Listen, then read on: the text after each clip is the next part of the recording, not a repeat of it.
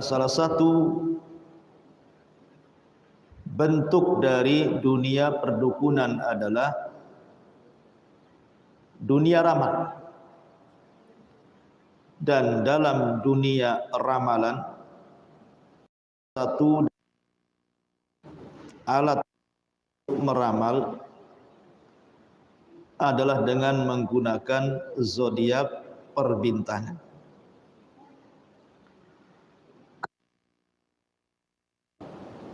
Ramalan itu banyak. Terkadang ada orang yang meramal dengan garis bumi, dengan pasir, yang disebut dengan ar-ramad. Terkadang meramal itu dengan menggunakan telapak tangan, jari-jari, kemudian disesuaikan dengan tanggal lahir. Itu disebut kahin atau, dan banyak lagi. Jadi salah satunya dalam dunia ramal itu menggunakan perbintangan. Jadi bintang ibu itu Libra kata. Karakternya tergesa-gesa, suka ngambil keputusan, tidak suka melihat orang susah, gitu ya. Pokoknya orangnya supel lah. Tapi kalau ibu lahirnya 23 Oktober sampai 20, si Scorpio, kalau jengking suka nyengat. Katanya karakternya ini pandai menyelesaikan masalah, tapi agresif. Jangan disentuh, terusik dia, tersinggungan orangnya. Jadi kalau ibu kalau suka marah-marah, tersinggung, itu kalah jengking ibu itu, Scorpio.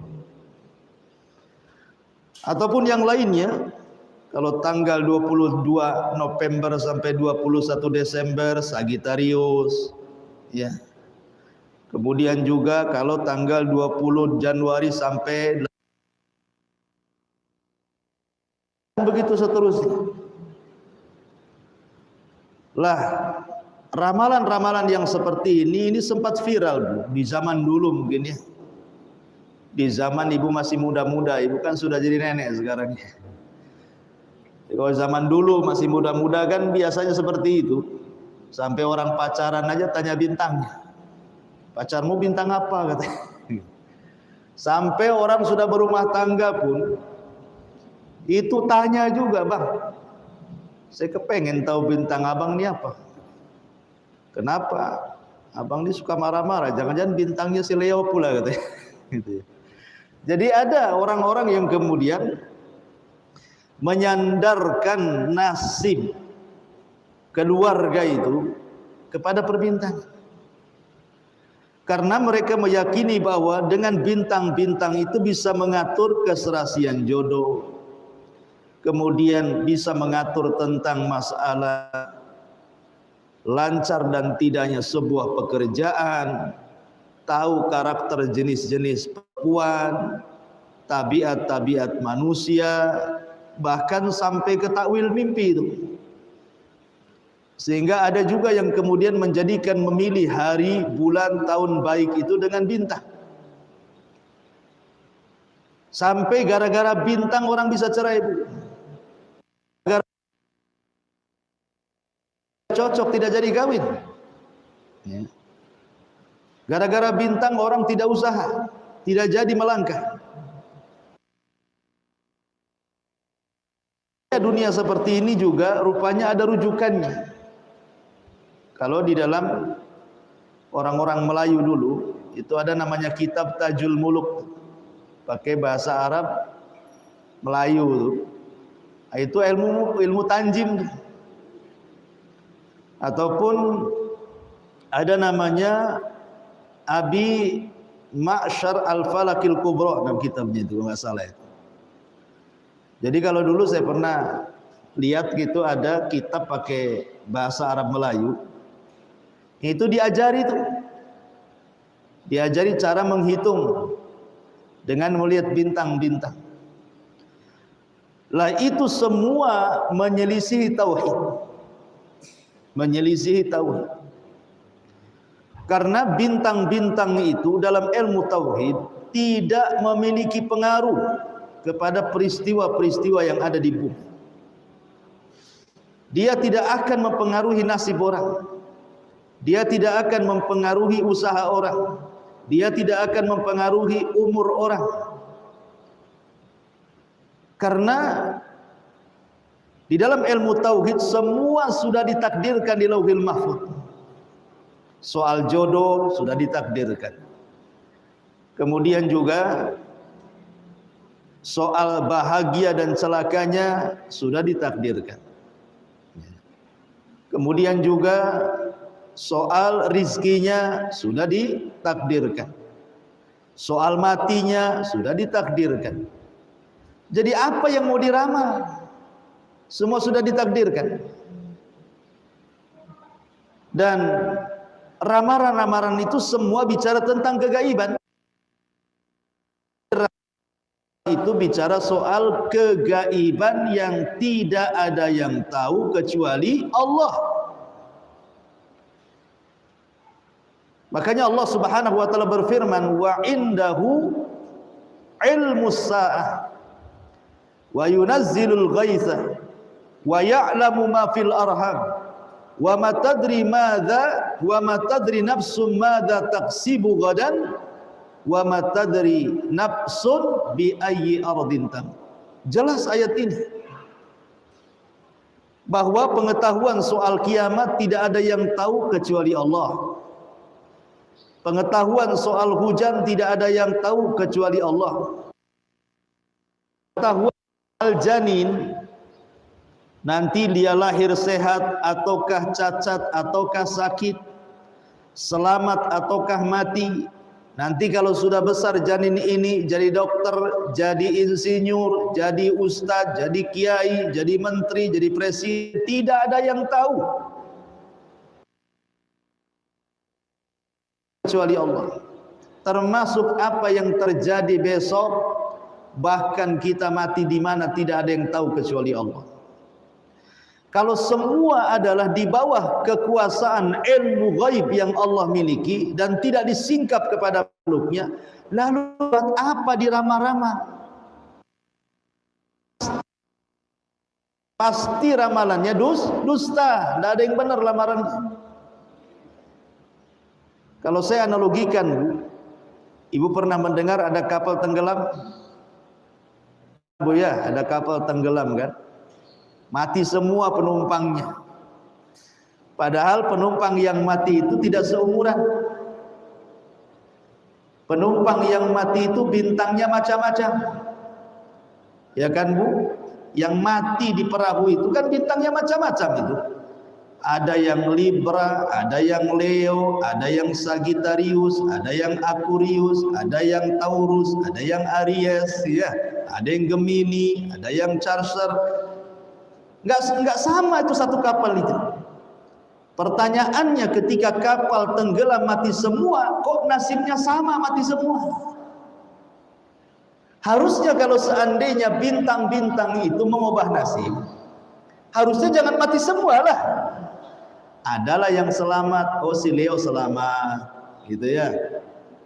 Kemudian yang lainnya mungkin mati, atau yang lainnya sakit, selamat tapi sakit. Ini enggak mati semua, gitu ya. Kenapa kemudian nasibnya sama? Berarti tidak benarlah bintang-bintang itu yang mengatur nasib orang. Dengan naik motor di jalan, tabrak akhirnya kan, dua-duanya luka. Gak ada yang satu selamat, yang satu luka, dua-duanya luka kan gitu ya. Jadi nasib itu tidak bisa diramalkan dengan bintang. Nasib itu sudah ditakdirkan 500 tahun sebelum Allah menciptakan langit dan bumi. Di mana? Di Lauhil Mahfuz.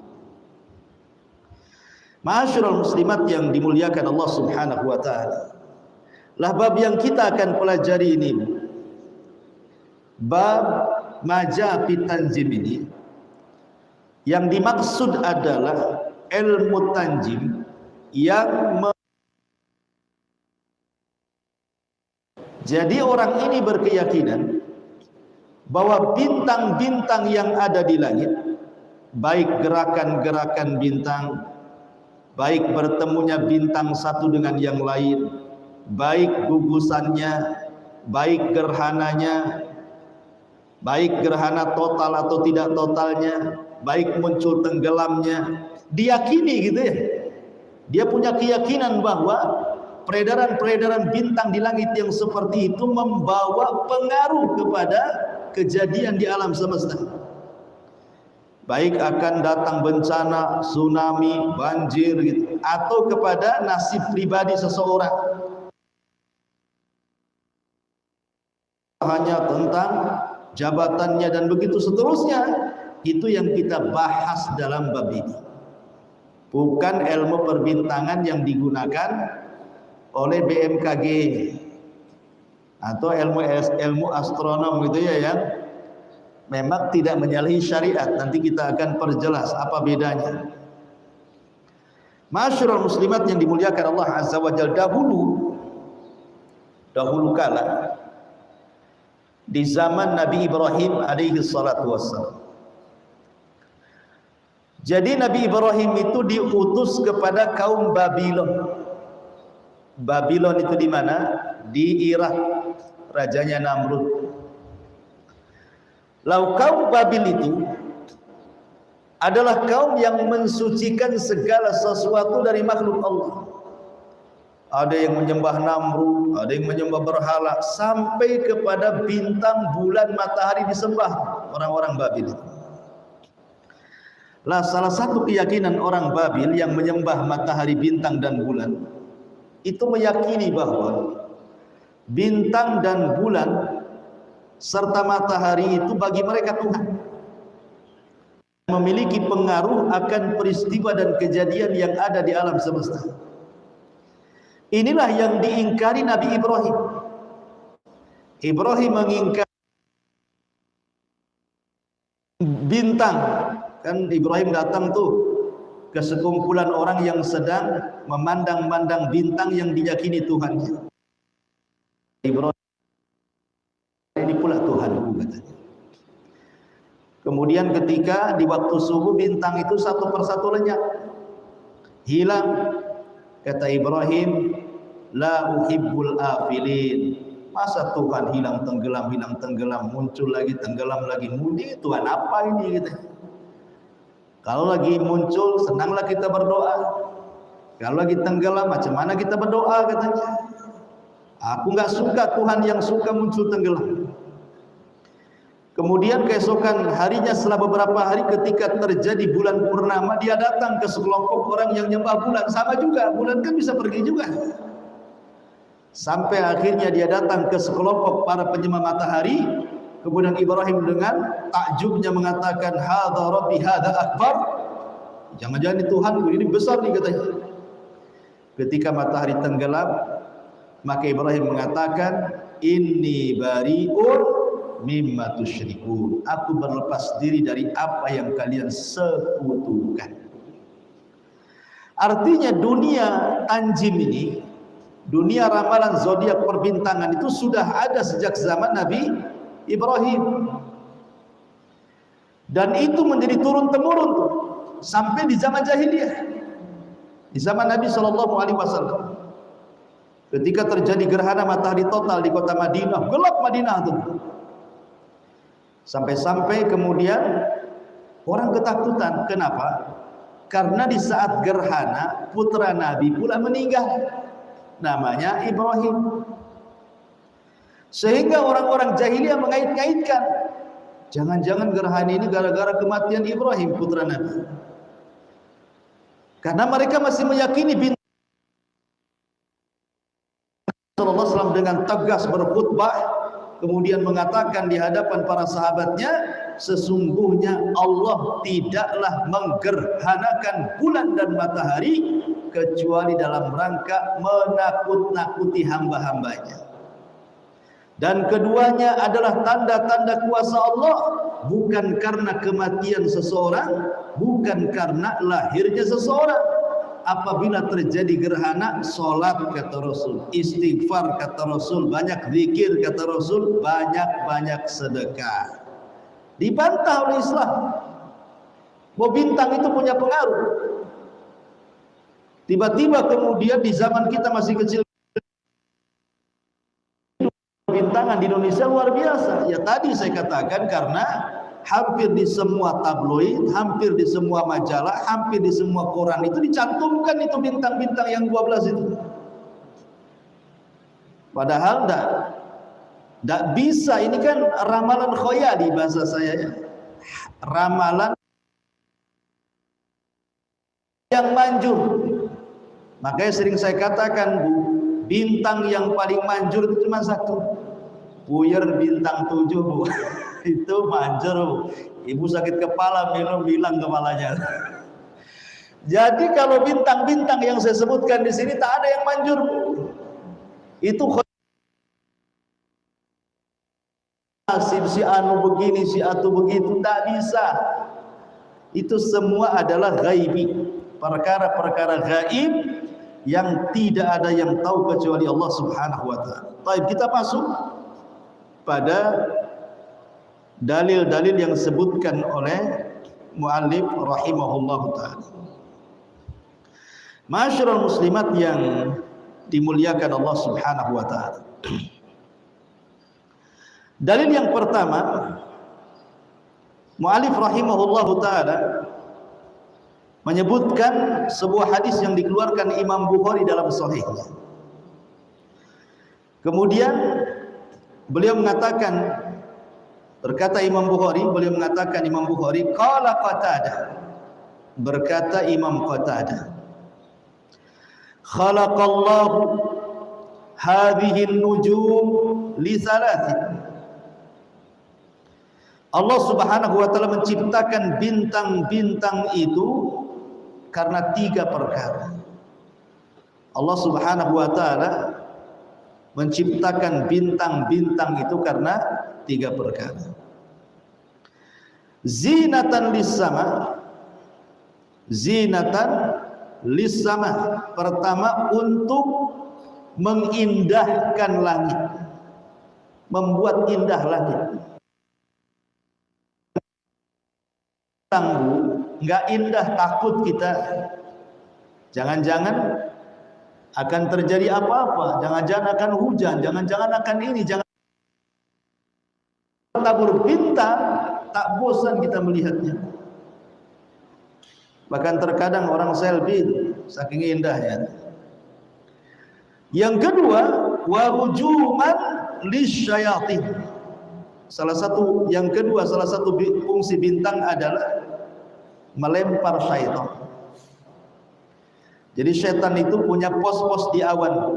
Di atas awan itu mereka punya pos kamling. Disitulah setan duduk-duduk. Kemudian dari pos itu naik ke langit, itu seperti orang panjat pinang. Seperti orang panjat pinang. Dari atas awan tuh, dari pos dia sampai ke langit itu seperti orang panjat pinang. Lah, jin yang paling atas tuh, yang dekat dengan langit pertama tuh, kemudian berusaha mendengarkan percakapan malaikat. Apa yang sebenarnya sedang dibicarakan malaikat di langit pertama itu? Karena Allah Subhanahu wa taala berfirman, fi kulli yaumin huwa fi sya'an. Allah itu setiap hari sibuk. Menghidupkan si fulan, mematikan si fulan, menghancurkan si fulan, menyuburkan tanah si fulan, hujani, dan begitu seterusnya. Tiap hari kan ada orang mati, tiap hari tumbuhan ada yang tumbuh, tiap hari padi ada yang panen, ada yang baru nanam. Jadi sibuk. Lah, Allah kan perintahkan Jibril, kemudian Jibril memerintahkan malaikat-malaikat yang bertugas di bumi. Lah, ketika Jibril nih menugaskan malaikat-malaikat di langit pertama, tuh setan dengar tuh. Ngomong apa nih Jibril? Ngomong apa nih Jibril nih? Itu kalau dapat satu kalimat, maka jin yang paling atas akan menyampaikan kepada yang di bawahnya, yang di bawahnya menyampaikan ke yang di bawahnya, yang di bawahnya menyampaikan ke yang di bawahnya, dan sampai kepada postur yang di atas awan. Kalau dapat satu curian kalimat, maka akan dicampur 100 kedustaan, karena jin suka dusta masalahnya. Lah terkadang ketika mereka mencuri dengar, berhasil ditembak meteor. Berhasil ditembak meteor, malaikat menembaknya dengan meteor, mati dia. Terkadang sebelum tertembak kalimatnya sudah disampaikan kepada jin yang di bawahnya, berhasillah kalimatnya selamat, tapi jinnya mati.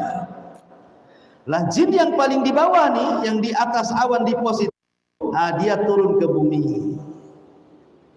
Jualan kalimat kepada siapa? Ke para dukun. Ya salah satunya ke ahli nujum, orang-orang yang tukang ramal itu.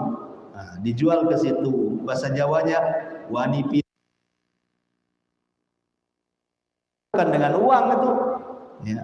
Jadi dibelinya itu dengan iman, dengan akidah, dengan menghina Islam, dengan menghina Rasul, dengan menghina ayat-ayat Al-Quran. Jualannya pakai itu tuh.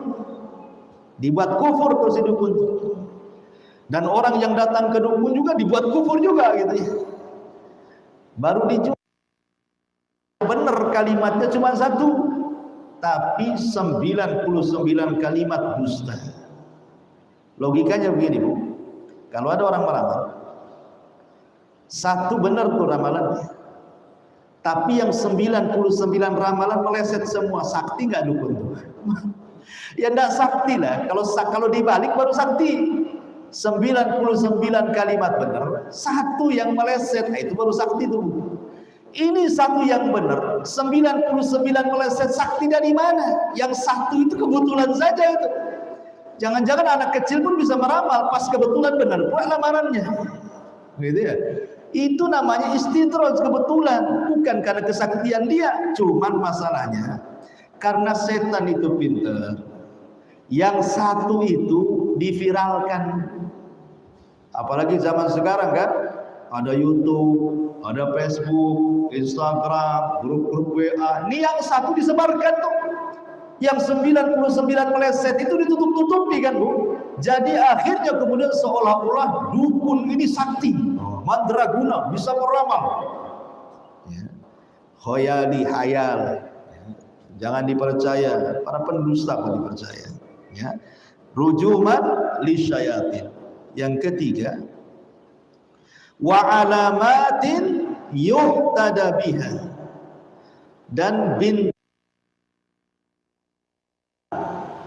Untuk alamat itu maksudnya, kalau orang dulu belum ada kompas, belum ada Google Map, zaman sekarang enggak. Mereka menjadikan penunjuk arah itu kalau di siang hari melihat gunung. Kalau di siang hari biasanya melihat gunung, mana barat, timur, selatan, utara itu lihat gunung dia. Kalau di malam hari lihat bintang. Itu kalau orang dulu tuh kayak gitu tuh. Jadi kalau malam hari arahnya nengok bintang, kalau siang hari arahnya nengok gunung. Karena kalau siang hari kan tak ada bintang, ya nengok gunung aja lah. Itulah fungsi bintang gitu ya. Terutama orang-orang yang di tengah padang pasir, nelayan di tengah lautan itu sangat perlu. Mereka tahu ilmu-ilmu arah perbintangan itu. Ilmu orang-orang yang suka nelayan ataupun orang-orang yang di tengah padang pasir atau di hutan gitu ya, biasanya mereka tahu tuh. Zaman bahula maksudnya ya. Zaman sekarang ngapain ada Google Map? Sekarang tahu, handphonenya ngasih tahu ke kanan, kalau ke kiri bego lu katanya. Ngomong juga bisa ngomong tuh sekarang ini arahnya sana sini, enak zaman sekarang. Kalau zaman dulu bintang bisa ngomong, takutlah orang. Ma'asyiral muslimat yang dimuliakan, apa kata beliau? Faman ta'awwala fiha bighairi dzalika akhta wa adha'a nasibahu wa takallafa ma la ilma bihi. Kata Imam Qatadah rahimahullahu taala, barang siapa yang berpendapat selain itu, maksudnya barang siapa yang menjadikan bintang itu fungsinya selain yang tiga ini, maka dia telah melakukan kekeliruan, kesalahan, menyia-nyiakan nasibnya serta membebani dirinya dengan hal di luar batas pengetahuannya. Sok tahu itu namanya. Karena bintang ini hanya tiga fungsi saja. Kalau difungsikan dari tiga ini, selain dari tiga ini, seperti tadi, digunakan untuk meramal nasib, meramal pekerjaan, meramal jodoh, meramal nasib jabatan, meramal nasib kepemimpinan, tahun ini saya dilengsarkan atau tidak, tahun ini saya naik pangkat atau tidak, itu sudah beda lagi ceritanya. Ini cerita alam gaib, tidak ada yang tahu nasib orang itu kecuali Allah. Tidak perlu pakai bintang-bintang lah ya. Kemudian dijelaskan di sini wa kariha Qatadah ta'allum, dan Imam Qatadah rahimahullahu taala sangat membenci mempelajari peredaran bintang. Maksudnya Qatadah sangat membenci peredaran bintang itu. Maksudnya yang digunakan dalam dunia perdukunan. Dalam dunia perdukunan. Jadi tidak semua gitu ya. Karena kalau seandainya kita bagi Bu, biar Ibu jelas ya, mana yang boleh dipelajari, mana yang tidak boleh dipelajari ya, ilmu bintang itu. Ilmu perbintangan itu terbagi menjadi dua, Bu.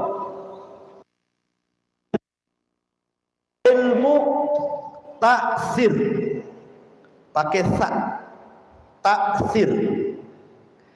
Yang kedua, ilmu perbintangan itu disebut tasyir. Ada taksir, ada tasyir. Paham Bu ya, bisa dibedakan, satunya taksir, satunya tasyir pakai sin. Kalau tadi pakai sa, taksir, tasyir. Yang dibolehkan itu namanya tasyir, yang diharamkan itu namanya taksir. Apa bedanya taksir dengan tasyir? Taksir itu artinya memberi pengaruh. Kalau seandainya seseorang itu meyakini bahwa langit itu punya pengaruh, bintang-bintang, matahari, bulan memiliki pengaruh kepada siapa? Kepada kejadian dan peristiwa yang ada di bumi. Jadi terjadinya gempa, terjadinya tsunami, terjadinya gunung meletus gitu ya, atau mempengaruhi karakter manusia seperti yang tadi saya sebutkan, mengatur jodoh, mengatur pekerjaan dan begitu seterusnya. Inilah yang disebut ilmu taksir, meyakini bintang itu punya pengaruh. Lah tentang masalah bintang itu punya pengaruh, ini ada dua hukum. Bisa masuk pada syirik besar, bisa masuk pada syirik kecil. Bisa masuk pada syirik besar, bisa masuk pada syirik kecil. Kapan jadi syirik besar, kapan jadi syirik kecil? Kalau dia meyakini bahwa bintang itu sebagai pelakunya, pelaku kejadian di bumi, bintang itulah yang mengaturnya, bintang itulah yang memiliki kehendak untuk mengatur peristiwa bumi, dan kita yakini itu seperti yang terjadi di zaman Nabi Ibrahim kepada para penyembah bintang. Ini syirik besar, tidak diragukan lagi, syirik besar. Ini satu. Kemudian yang dia sih tidak meyakini bintang itu yang menjadikan peristiwa-peristiwa di bumi ini terjadi. Dia yakin Allah yang menjadikan peristiwa di bumi. Tetapi dia menjadikan sebab muncul tenggelamnya bintang, yang adanya bintang, bertemunya bintang, gugusan bintang, gerhananya bintang, muncul dan tenggelamnya, terbit dan tenggelamnya, menjadikan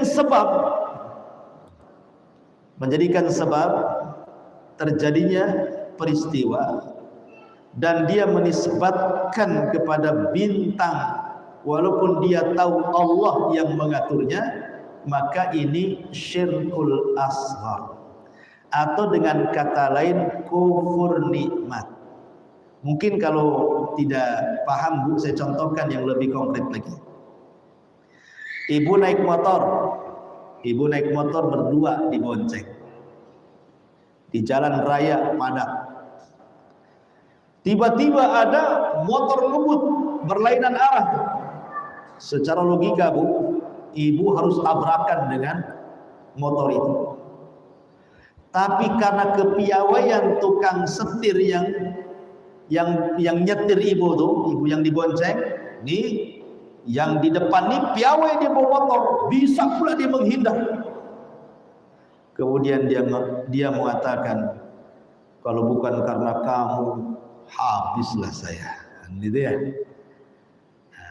Sebab kamu ini memang pandai gitu. Nah, ini syirik kecil. Dia tahu yang menyelamatkan siapa? Yang menyelamatkan Allah yang menyelamatkan. Tapi dia nisbatkan terima kasihnya kepada supirnya. Kalau bukan karena kamu, mati saya, katanya. Hebat kamu. Nah, ini syirik kecil, tidak boleh. Harusnya kata-kata ibu jangan seperti itu, benerin Bu. Ini makanya dalam urusan tauhid itu Bu, ngomong aja diatur. Kalau urusan tauhid, urusan akidah itu jangan ceplas-ceplos, takut masuk pada syirik kecil. Harusnya ibu ngomong begini, kalau bukan karena Allah, kemudian kepandaian kamu nyetir, habislah saya. Tapi saya, kemudian karena kepandaian kamu, selamatlah saya. Nah, begitu bahasanya ya, dibiasakan ngomong begitu. Jadi kalau keyakinan bintang itu menjadikan kemudian hujan,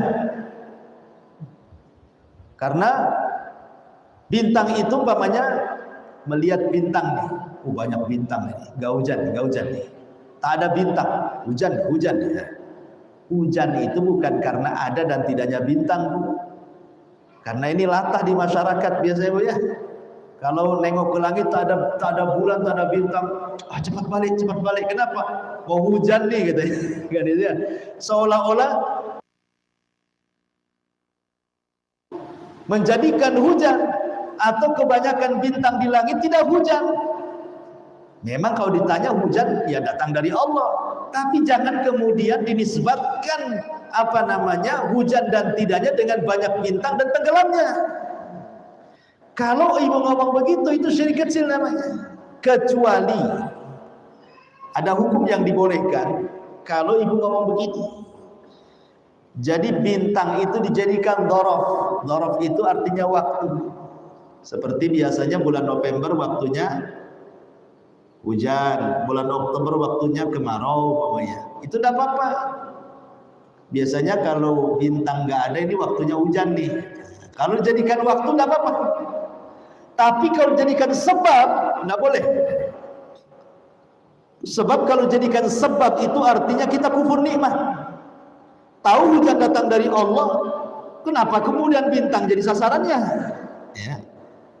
Maka di sini perbedaannya adalah kalau syirik besar bintang itu menjadi pelakunya, kalau syirik kecil bintang itu menjadi sebabnya. Itu yang membedakan hukum, yang satu syirik besar, yang satu syirik kecil.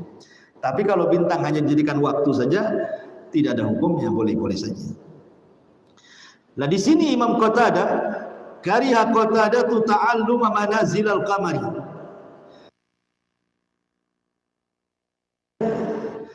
Ibnu Uyainah fihi dzakarahu harbun anhuma wa rakhasa fi ta'allumil manazili Ahmad. Qatadah tidak suka, artinya benci mempelajari ilmu tata letak peredaran bulan. Sedangkan Sufyan ibn Uyainah mengharamkan, tidak membolehkan hal tersebut sebagaimana diungkapkan Al-Harb dari keduanya. Dan Imam Ahmad serta Imam Ishaq ibn Rahawai maksudnya membolehkan untuk mempelajari ilmu tata letak peredaran bulan, tapi maksudnya ulama yang membolehkan bukan ilmu takdir, oh bintang itu mempengaruhi, tetapi ilmu yang kedua yang disebut tasyir. Apa itu tasyir? Tasyir itu kita mempelajari ilmu astronom atau tata letak peredaran bulan hanya untuk diambil pelajarannya, contoh untuk tahu arah kiblat, atau untuk tahu nih kan namanya bulan itu awalnya menyabit, tengahnya membulat, kemudian ujungnya jadi sabit lagi. Berarti orang tua dulu tanpa melihat almanak dan penanggalan itu cukup melihat bulan, tahu tanggal tuh. Oh ini tanggal muda, ini tanggal tua, di waktu gajian, di waktu habis duit. Tahu tuh orang tua dulu tuh, cukup melihat bulan bu ya, nggak perlu lihat almanak tuh. Sehingga dengan peredaran bulan itu orang-orang tua dulu tahu, oh besok Ramadan, besok puasa, besok tanggal 10 Dzulhijjah, besok Ayyamul Bid, besok tanggal 10 Muharram. Nah itu boleh, nggak apa-apa tuh. Ya. Atau yang digunakan oleh BMKG kebanyakan untuk ilmu yang disebut dengan perakiraan cuaca. Nah, itu tidak masalah karena ada penelitian dengan menggunakan ilmu fisika dan alat-alat teknologi canggih sehingga mereka bisa memperkirakan walaupun tidak 100% tapi umumnya kejadian. Nah, itu bukan ramalan. Ramalan itu tidak menggunakan ilmu fisika, tidak menggunakan ilmu teknologi, kemudian menggunakan ilmu cocoklogi, kemudian nerka-nerka, sok tahu yang gaib, kemudian tengok ke langit, wah ada bencana bulan depan nih katanya. Nah, itu yang jadi masalah. Itu taksir, nggak boleh. Kalau tasyir boleh.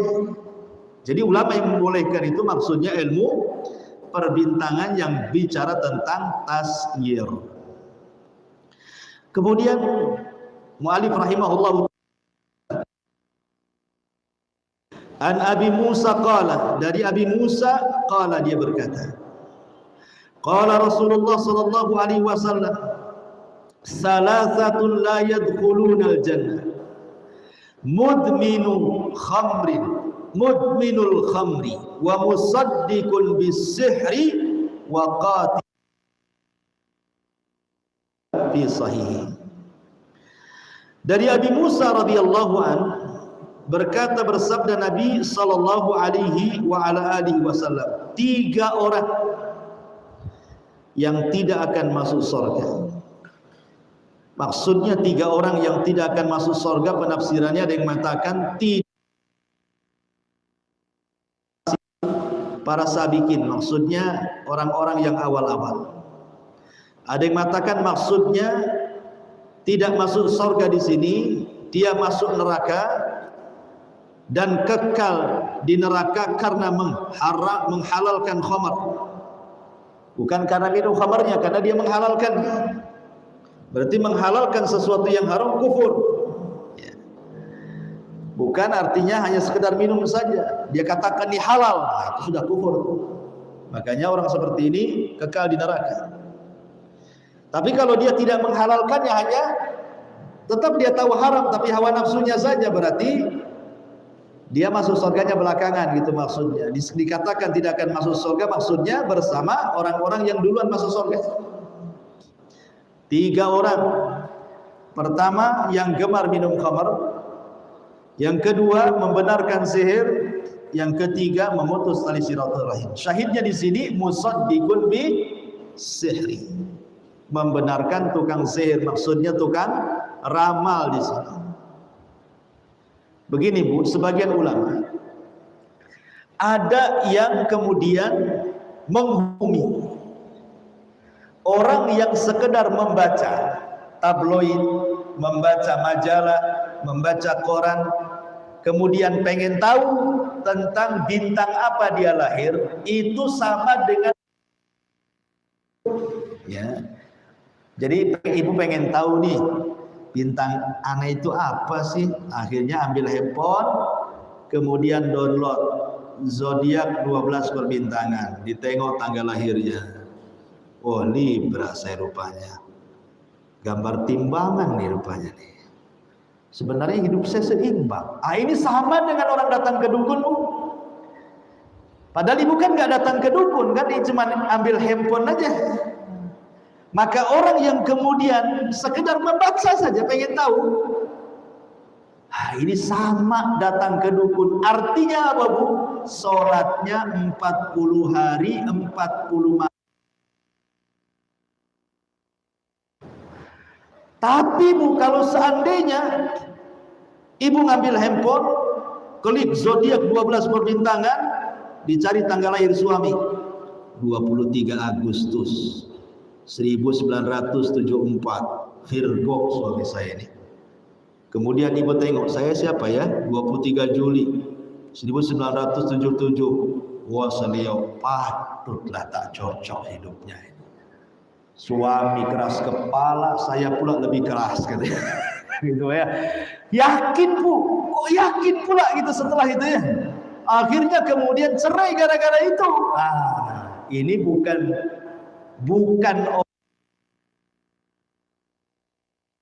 lagi, ibu sudah kufur. Ini sama dengan hadis Nabi sallallahu alaihi wasallam, "Man ata arrafan aw kahinan fasa'ala an syai'in fasaddaqahu faqad kafara bima unzila ala Muhammadin sallallahu alaihi wasallam." Siapa yang percaya peramal kemudian dia bertanya membenarkan, maka dia telah kufur dengan isi Quran. Siapa yang kafir dengan Quran, dia keluar dari Islam. Hati-hati ya kan, jangan coba-coba kemudian ngadu nasib. Nengok bintang, ngapain pula nengok-nengok bintang. Kalau ibu ingin rizkinya lancar, kerja, ngapain nengok bintang. Kalau ingin dapat jodoh, ya cari jodoh kan, itu ya tanya-tanya orang. Jadi tidak bisa orang itu dengan melihat bintang kemudian berubah nasibnya. Kenapa toko saya ini tak laku-laku? Dilihatlah bintangnya. Oh iya, sepatutlah saya tanggal 23 November nih lahirnya. Harusnya saya buka toko jangan di bulan November lah kan gitu. Harusnya di Oktober. Gak bisa. Ya, menentukan tokonya kemudian hoki ataukah tidak hoki, untung ataukah buntung, gara-gara tanggal lahir itu tidak bisa. Kemudian dicocokkan dengan bintang, ya patutlah Scorpio, mungkin saya suka nyengat orang gitu ya kan. Saja pengen tahu, sholatnya 40 hari ditolak. Kalau sampai meyakini, bukan ditolak lagi, 40 hari sholatnya. Maka jauhi ilmu-ilmu seperti itu. Tidak ada manfaat dunia akhirat. Ya. Nah ini karena ini dunia perdukunan. Bahkan sekarang kan lagi viral. Ada yang dukun di mana? Cirebon di mana tuh? Yang bisa menghidupkan orang mati. Ya mungkin dia kasih batu baterai belakangnya. Mungkinlah dia hidup. Bukan orang boneka deh. Mana ada orang bisa menghidupkan orang mati, gila itu dukun. Ya. Baik Bu, sampai di sini.